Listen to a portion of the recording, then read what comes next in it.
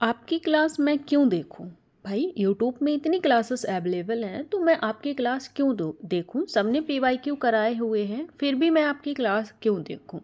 तो मेरी क्लास में स्पेशल क्या है आपके लिए वो मैं बता दूं।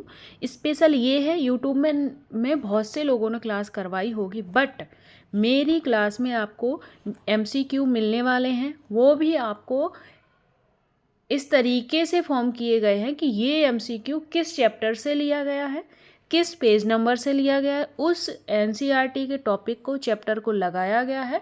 बाकायदा आपको इसमें दिखाया गया है, हाईलाइट करके मैं चीज़ें लाती हूँ जिससे कि आपका टाइम वेस्ट ना हो। आप देख पा रहे हो मैंने यहाँ पे कुछ हाईलाइटर का यूज़ किया हुआ है। ये देखो, ये देखो, हर क्वेश्चन के साथ आपको एनसीईआरटी का चैप्टर लगा हुआ मिलेगा, सो दैट कि आपको कोई भी परेशानी ना हो, आपको चैप्टर समझ में आए और ये भी पता चले कि किस चैप्टर से कौन सा क्वेश्चन आ रहा है, और आपको एनसीईआरटी पढ़ने में भी मज़ा आएगा और एनसीईआरटी की इम्पोर्टेंस भी पता चलेगी कि किस चैप्टर का कितना वेटेज है।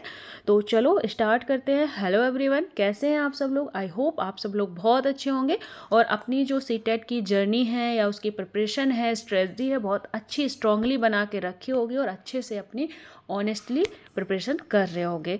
चलो पहला क्वेश्चन देखते हैं। पहला क्वेश्चन क्या है, ये रहा आपकी स्क्रीन पर, देख पा रहे हो क्या कह रहा है पहला क्वेश्चन। पहला क्वेश्चन कह रहा है कि निम्नलिखित में से कौन सा ग्रह अपने विशिष्ट लक्षणों से सुमेलित करना है, यानी कि मैचिंग देखना है कि जो आपका बृहस्पति है वो बाह्य ग्रह है, पृथ्वी को नीला ग्रह, ये सबको पता है पृथ्वी क्या होता है, नीला ग्रह होता है, तो बी तो हमने राइट कर दिया क्योंकि हमें पता है, बचपन से हमने ये चीज़ें पढ़ी हुई हैं। और जो शुक्र ग्रह है वो क्या, चट्टानी ग्रह है। तो इसका आंसर देने से पहले मैं चाहूँगी कि आप लोग एनसीईआरटी पर फोकस करें, ठीक है, फिर आप अपना आंसर देंगे। चलो, ये एनसीईआरटी का पेज नंबर 3 है। मैंने इसको रोटेट किया हुआ है क्योंकि आपने अगर एनसीईआरटी पढ़ी होगी तो आपको पता होगा ये किस तरह से एनसीईआरटी में है, इसलिए ये 3 उल्टा दिख रहा है। पेज नंबर 3 है तो चैप्टर ऑब्वियस सी बात है, चैप्टर फर्स्ट हो जाएगा। यहाँ पे शायद क्लियरिटी नहीं आ रही है लेकिन मैं आपको पढ़ के बता दूंगी, और भी मैं जूम आउट करने की कोशिश कर रही हूँ। तो मैंने पृथ्वी का हम लोगों ने आंसर निकाल लिया क्योंकि पृथ्वी हमारा नीला ग्रह है। चलो बढ़ते हैं। उसने बोला था शुक्र जो है वो हमारा क्या है, चट्टानी ग्रह है। तो यहाँ देखो ये शुक्र है शुक्र। क्या लिखा है, आंतरिक ग्रह होते हैं ये जितने भी ग्रह हैं, जैसे बुध है, शुक्र है, पृथ्वी है, मंगल है, ये सारे आपके आंतरिक ग्रह होते हैं। और ये किससे बने होते हैं, देख पा रहे हो, ये चट्टानों से बने होते हैं। यहाँ पे शुक्र दिया है। अब हो सकता है आने वाले क्वेश्चन में आपको दे दे कि बुध चट्टानी ग्रह है, पृथ्वी चट्टानी ग्रह है, मंगल चट्टानी ग्रह है, या फिर शुक्र चट्टानी ग्रह जैसे कि दिया है, तो ये सारे ऑप्शन भी राइट हो जाएंगे। तो इन जो ये चारों आपको ग्रह दिए गए हैं, इनकी क्वालिटी क्या है, ये आपके आंतरिक ग्रह हैं, सूर्य के ये बहुत नज़दीक हैं, और ये कैसे बने हैं, चट्टान से बने हैं। ठीक है, पढ़ लिया। चलो अब इधर आते हैं। इधर आपके कुछ ग्रह दिए हुए हैं, देख पा रहे हो, Brihaspati, Shani, Uranus and Neptune. ये चारों ग्रह कैसे होते हैं, बाह्य ग्रह होते हैं, और ये सूर्य से कैसे होते हैं, दूर होते हैं, और आकार में ये कैसे होते हैं, बड़े होते हैं, और ये किससे, गैस और तरल पदार्थ से बने हैं। ये वाले क्या हैं आपके, ये गैस और तरल पदार्थ से बने हैं। कौन कौन से, बृहस्पति, शनि, यूरेनस और नेपच्यून। अगर वहाँ पे बृहस्पति की जगह शनि भी दे देते ना कि शनि आपका बाह्य ग्रह है, तो भी आपका राइट आंसर हो जाएगा। तो ये वाला ग्राफ आपका बहुत ही इंपॉर्टेंट है। अगर आपको समझ में नहीं आता तो मुझे बता देना, मैं शॉर्ट वीडियो बना के समझा दूंगी। चलो आंसर देते हैं। पहले तो आंसर आपने देख लिया, क्या है आंसर बताओ। बृहस्पति कैसा है, बाह्य ग्रह है, अभी हमने पढ़ा बृहस्पति बाह्य ग्रह है, ये सूर्य से दूर होते हैं, आकार में बड़े होते हैं और गैसों से बने होते हैं। और शुक्र हमारा चट्टानी ग्रह है। इस हिसाब से ऑप्शन क्या हो जाता है, ए बी सी तीनों सही हो जाते हैं। तो आंसर क्या लगा देंगे हम, ये वाला फोर्थ। तो आई होप आपको ये क्वेश्चन समझ में आया होगा। चलो नेक्स्ट क्वेश्चन की ओर बढ़ते हैं। नेक्स्ट क्वेश्चन देखो, आज थर्ड चैप्टर से ही मैंने कितने क्वेश्चन निकाले हुए हैं। हर साल के प्रीवियस ईयर को मैंने यहाँ पे लाने की कोशिश की है। अभी आई थिंक शायद 2022 के ही आपके पीवाईक्यू चल रहे हैं, तो देखते जाओ। सिर्फ आपको ये इस पे फोकस करना है कि एनसीईआरटी का वेटेज का है, ये पीवाईक्यू ही है। मैंने ना तो किसी गाइड बुक से क्वेश्चन लिया है और ना ही मैंने खुद से इन्हें बनाया है, ठीक है, क्योंकि पीवाईक्यू ही हमारे एग्जाम क्वालिफाई कराने का एक रामबाण इलाज होता है, ठीक है। जो भी बच्चा ये क्लास अच्छे से देखेगा, मुझे पता है वो अपने सब्जेक्ट में बहुत ही स्ट्रांग हो जाएगा। चलो पढ़ते हैं क्या लिखा है। ग्लोब के प्रदीप्त व्रत के संबंध में कथन है। जो प्रदीप व्रत होता है उसके बारे में कथन दिया गया है। अब प्रदीप व्रत आपने पढ़ा है? नहीं पढ़ा है मैम। चलो पहले ऑप्शन पढ़ लें, स्टेटमेंट पढ़ लें, फिर उसके बाद हम एनसीईआरटी देखेंगे, वहाँ से हम आपका आंसर निकाल के देंगे। ठीक है, तुक्का नहीं लगाना है। क्या है? यह ग्लोब पर दिन और रात को विभाजित करता है। जो प्रदीप व्रत है, एक व्रत होगा, तो कह रहा है कि यह व्रत क्या करता है, पृथ्वी पर जो दिन और रात होते हैं उनको डिवाइड करता है। विभाजित मतलब डिवाइड करता है। यह व्रत अक्ष के साथ मिलता है। क्या लिखा है? यह व्रत अक्ष के साथ मिलता है। चलो देख लेते हैं। आप देखना पाओगे कि एनसीईआरटी की सेम टू सेम लाइन उठा के क्वेश्चन बन रहे हैं। इसलिए कहती हूँ कि एनसीईआरटी की ये वाली सीरीज आपके लिए बहुत ही मस्ट इम्पोर्टेंट हो जाती है।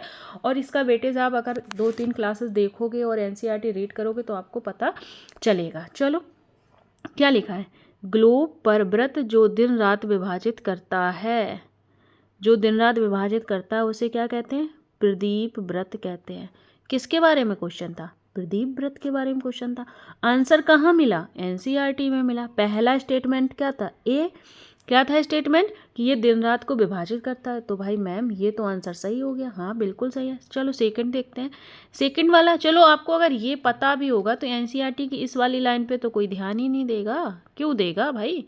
क्या लिखा है? यह व्रत अक्ष के साथ नहीं मिलता है। क्या लिखा है? नहीं मिलता है। और वहाँ पे क्या लिखा था स्टेटमेंट में? देखो क्या लिखा था। यहाँ लिखा है कि अक्ष के साथ मिलता है, तो इट्स मीन्स बी वाला ऑप्शन गलत हो जाता है। अब एलिमिनेशन मेथड भी यूज करके देख लो भाई, क्योंकि प्रैक्टिस क्लास किस लिए होती है? हर चीज़ को यूज करना। तो बी गलत है, यहाँ पे बी गलत है, इसका मतलब ये वाला आंसर हमारा सही होने वाला है। और यहाँ पे क्या किया? दोनों सही हैं इसलिए ये गलत है। यहाँ पे बी को सही बताया, ये भी गलत है। यहाँ पे दोनों गलत बताया इसलिए ये गलत है। तो हमारा आंसर क्या हो जाएगा? आंसर नंबर 1 हो जाएगा। और आपने देखा कैसे एनसीईआरटी से हमने आंसर निकाला, क्योंकि एनसीईआरटी की लाइन ही कॉपी पेस्ट करके क्वेश्चन बना हुआ है। तो आई होप आपको चीज़ें क्लियर होंगी। नेक्स्ट क्वेश्चन, ये भी थर्ड चैप्टर का ही आपका क्वेश्चन, थर्ड चैप्टर से ही आपका क्वेश्चन बना हुआ है। एक बार पहले हम क्वेश्चन को पढ़ते हैं, देन हम एनसीईआरटी से अपना क्वेश्चन फाइंड करेंगे। ठीक है, चलो क्या लिखा है? लिखा है पृथ्वी पर दिन और रात के बारे में, दिन और रात के बारे में, पृथ्वी के जो पृथ्वी है उसमें दिन और रात कैसे होते हैं, इन चीज़ों के बारे में स्टेटमेंट दिया है। स्टेटमेंट नंबर 1, पृथ्वी के परिक्रमण। क्या लिखा है? परिक्रमण के कारण दिन और रात बनते हैं। अगर आपने मेरी पहली क्लास देखी होगी, इसके जो पहले मैंने ली थी, जो आज ले रही हूँ उसके पहले, वहाँ पे मैंने परिक्रमण और घूर्णन के बारे में भी क्वेश्चन डाला था। अगर वो क्वेश्चन आपने डील किया है, ध्यान से सुना, तो ये क्वेश्चन आप आसानी से इसका आंसर दे पाओगे। ठीक है, पृथ्वी के परिक्रमण के कारण पृथ्वी पर दिन रात बनते हैं। ठीक है, मेन है परिक्रमण के कारण दिन रात बनते हैं, इसका आंसर देना है। फिर लिखा है घूर्णन, सेम स्टेटमेंट है, पृथ्वी के घूर्णन के कारण दिन रात बनते हैं। ठीक है, आपको क्लियर होना चाहिए किसके कारण दिन और रात होते हैं। ठीक है, फिर लिखा है कि उत्तरी गोलार्ध में 21 जून को सबसे लंबा दिन और सबसे छोटी रातें होती हैं। आपने स्टेटमेंट पढ़ लिया। पहले तो हमें घूर्णन और परिक्रमण के बारे में पता करना है, देन हमें 21 जून के बारे में पता करना है। चलो एनसीईआरटी के पास चलते हैं। हमारी एनसीईआरटी में हर चीज़ गिवन है। तो पहले हम यहाँ ध्यान से देखना, 1 मिनट, ये है। ठीक है, पहले हमने क्या देखा? 21 जून। क्या था? 21 जून। ओके, हम 21 जून को देखते हैं कहाँ पर है। ये है 21 जून, ये है 21 जून। क्या है? 21 जून। अब बताइए 21 जून को जो हमारी सूर्य की किरणें हैं वो कहाँ पड़ती हैं? बताओ किस रेखा में हमारी सूर्य की किरणें 21 जून को पड़ती हैं? आंसर दीजिए, बताइए। नहीं पता? क्यों नहीं पता? पता होना चाहिए। अच्छा, घूर्णन और परिक्रमण में क्या अंतर है बताओ? घूर्णन से क्या होता है और परिक्रमण से क्या होता है? ये आंसर कौन देगा? मैं दूंगी? चलो मैं ही दे देती हूँ। मैंने आपको डील करवाया था कि घूर्णन किसे कहते हैं, कि जिस जगह पर हम खड़े हैं और वहीं पर घूम जाते हैं, दिस कॉल घूर्णन। ठीक है, क्या बोलेंगे इसको? इसको हम घूर्णन बोलेंगे। और अगर हम किसी मंदिर की परिक्रमा करते हैं या यज्ञ वगैरह की परिक्रमा करते हैं, उसे क्या बोलते हैं हम? उसे हम बोलते हैं क्या? क्या बोलते हैं बताओ? उसे हम बोलते हैं परिक्रमण। तो मैंने एनसीईआरटी का एक एक्स्ट्रा पेज मैंने नहीं लगा पाया है, फिर भी मैं आपको क्वेश्चन कवर करवा दूंगी, ठीक है। चलो परेशान नहीं होना, एक पेज ले लेती हूँ, वहाँ पे आते हैं हम लोग, अच्छे से क्वेश्चन को डील करेंगे। सबसे पहले बात कर रही हूँ मैं घूर्णन की, ठीक है। घूर्णन क्या होता है? एक ही जगह पर खड़े होकर ऐसे ऐसे घूमना, ठीक है। घूर्णन किसके लिए रिस्पॉन्सिबल है? घूर्णन आपका दिन और रात के लिए रिस्पॉन्सिबल है। फिर परिक्रमण की बात करते हैं। परिक्रमण मतलब परिक्रमा लगाना, यानी कि ये मंदिर है और इसके चारों ओर हम परिक्रमा लगा रहे हैं, दिस इज अ परिक्रमण, ठीक है। इसमें क्या होता है? इसमें मौसम चेंज होते हैं। क्या होते हैं इसमें मौसम चेंज होते हैं। फिर हमसे 21 जून के बारे में पूछा गया था कि 21 जून को उत्तरी गोलार्ध में क्या होता है? सूर्य उत्तरी गोलार्ध का सबसे बड़ा दिन होता है, ये बोला था। तो ये राइट है। 21 जून को जो सूर्य की रेखा है हमारी किस पर पड़ती है बताओ? कर्क रेखा पर सीधी पड़ती है, जिसकी वजह से क्या होता है? जिसकी वजह से उत्तरी गोलार्ध में जो दिन होता है वो सबसे बड़ा होता है। जब दिन बड़ा होगा तो रातें कैसी हो जाएंगी? रातें हमारी छोटी हो जाएंगी। तो आई होप आपको ये चीज़ क्लियर हो गई होगी, बिल्कुल हो गई होगी। चलो आंसर लगाते हैं। तो मैंने क्या बताया? जो घूर्णन है वो घूर्णन किसके लिए रिस्पॉन्सिबल है? घूर्णन आपका रिस्पॉन्सिबल है दिन और रात के लिए। तो ये वाला बी ऑप्शन सही हो जाएगा। क्या सही हो जाएगा? बी ऑप्शन सही हो जाएगा। ए वाला क्या हो जाएगा? ए वाला रॉन्ग हो जाएगा। चलो थोड़ा एलिमिनेशन मेथड यूज करवाओ, बिल्कुल करवाओ मैम। कौन सा गलत हुआ मेरा? ए वाला गलत हुआ अपना, है ना। चलो देखते हैं, थोड़ा एलिमिनेशन मेथड यूज करते हैं, अगर लग जाए सही। चलो यहाँ पे ए और बी दोनों सही बताया गया है, तो ए तो गलत है हमारा, ये भी गलत कर दो। यहाँ भी ए सही बोला है, ये भी गलत है। यहाँ पे तीनों सही बोले हैं, यहाँ भी गलत है क्योंकि ए तो गलत आ रहा है। यहाँ पे क्या है? बी और सी सही है, तो ये आंसर सही हो गया। कैसे निकाला? एलिमिनेशन मेथड से। मान लो हमें 21 जून के बारे में नहीं पता है, सही से जानकारी नहीं है कि क्या कैसा है, तो हम ऐसे आंसर निकाल सकते हैं। और एक बात की जानकारी और दे दें आपको, जो 21 जून वाला ये स्टेटमेंट है ना, ये डिट्टो ही एनसीईआरटी से उठाया गया है। मैंने पेज नहीं लगा पाया, उसके लिए सॉरी। पेज नंबर आप देखोगे 21 पर, पेज नंबर 21, ये वाला हमारा पेज होगा शायद 20, हाँ ये पेज है 20, इसके बाद है 21 पेज नंबर। थोड़े से ही नीचे आओगे, फर्स्ट पैराग्राफ के लास्ट वाली लाइन देखना, उस लाइन से ये क्वेश्चन बना हुआ है कि 21 जून को इन क्षेत्रों में सबसे लंबा दिन और सबसे छोटी रातें होती हैं। तो आई होप आपको ये चीज़ क्लियर हो गई होगी। चलो नेक्स्ट क्वेश्चन की ओर बढ़ते हैं। हाँ आपको एक चीज़ और बता दूं मैं, ये जो क्वेश्चन है, ये जो ग्राफ बना है ना, ये वाला, ये ग्राफ बहुत ही इम्पोर्टेंट है। ये वाला ग्राफ बहुत इम्पोर्टेंट है, यहाँ से क्वेश्चन बन सकता है, तो आप लोग इसको अच्छे से पढ़ लें। और नई चीज़ें समझ में आती हैं तो आप कमेंट कर देना, मैं चीज़ों को डिटेल में समझाऊंगी।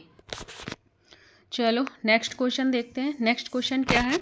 नेक्स्ट क्वेश्चन कह रहा है, स्टेटमेंट वाला क्वेश्चन है, कथन और रीजनिंग वाला क्वेश्चन है। ये क्वेश्चन जनरली बच्चों को डर लगता है सॉल्व करने में, तो ये क्वेश्चन ना प्रैक्टिस से आ जाते हैं। आप एनसीईआरटी रीड करो, देन इनकी प्रैक्टिस करो, आपके ये क्वेश्चन बिल्कुल गलत नहीं होंगे। चलो क्या लिखा है? पहला स्टेटमेंट कह रहा है, आपतन की मात्रा भूमध्य रेखा से ध्रुवों की ओर घटती है। आपतन मतलब आइसोलेशन या फिर हीट, जो हीट की मात्रा है वो क्या कह रहा है? भूमध्य रेखा से। भूमध्य रेखा कहाँ होती है? ये है हमारी भूमध्य रेखा, जिसे विषुवत रेखा कहते हैं। और ध्रुव कहाँ होते हैं? ये उत्तरी ध्रुव है, ये दक्षिणी ध्रुव है। तो सूर्य की किरणें हमारी सन की सीधी यहाँ पे पड़ती हैं विषुवत रेखा पर। तो जब सूर्य की किरणें जहाँ पर ज़्यादा पड़ेंगी तो हीट कहाँ पर ज़्यादा होगी? विषुवत रेखा पर ज़्यादा होगी। इस एरिया में हीट ज़्यादा होती है, कर्क रेखा, मकर रेखा और विषुवत रेखा पर सबसे ज़्यादा होती है, ठीक है। इसके बाद जो सूर्य की किरणें हैं वो ऐसे तिरछा जाना चालू कर देती हैं, और यहाँ तक कि ध्रुवों पर पहुँचते पहुँचते ये नाम मात्र ही पहुँचती हैं, यहाँ तक कि पहुँचती भी नहीं है।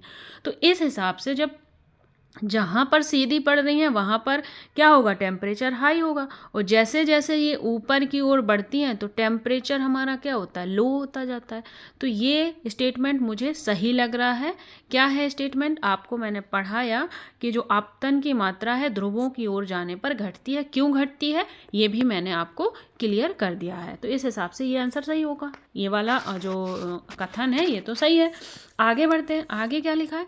आगे लिखा है कि पृथ्वी का अक्ष सूर्य के चारों ओर परिक्रमण की मात्रा समतल कक्ष कितने 86.5 डिग्री का कोण बनाता है, जो विभिन्न अक्षांशों पर प्राप्त होने वाले आपतन की मात्रा को बहुत प्रभावित करता है। क्या कह रहा है? जो हमारी पृथ्वी का अक्ष है, क्योंकि हमारी पृथ्वी ऐसी है और ऐसे झुकी हुई है, ऐसे झुकी हुई है, ये 23.5 डिग्री झुकी हुई है, और ऐसे ये विषुवत रेखा से और यहाँ से कितने डिग्री का ये कोण बनता है? ये जो कोण है ना, ये कोण हमारा 66.5 डिग्री का बनता है। ठीक है, कितने डिग्री का बनता है? 66.5 डिग्री का बनता है। ये तो सही है। पर क्या इस झुकाव के कारण ही जो सूर्य की किरणें हैं वो तिरछी पड़ती हैं ध्रुवों पर? चलो, इसका आंसर हम आपको एनसीईआरटी से निकाल के देने वाले हैं। चलो, क्या लिखा है?